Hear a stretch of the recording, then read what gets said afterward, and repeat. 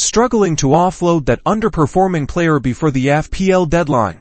This updated guide will show you exactly how to make those crucial squad adjustments. First, head over to the official Fantasy Premier League website and log into your account. Once you're in, navigate to the My Team tab.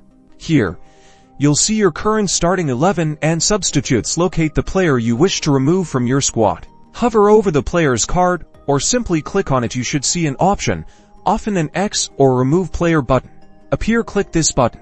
A confirmation box will likely pop up, asking if you're sure you want to proceed with the removal. This is your last chance to reconsider. To confirm, click on the Yes or Confirm button within this pop-up. And just like that, the player is removed from your team.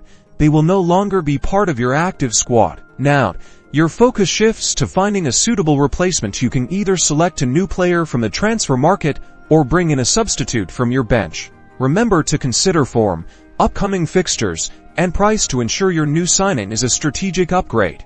Mastering player removals is key to optimizing your FPL squad. Make sure to do this well before the game week deadline to avoid any last-minute panic.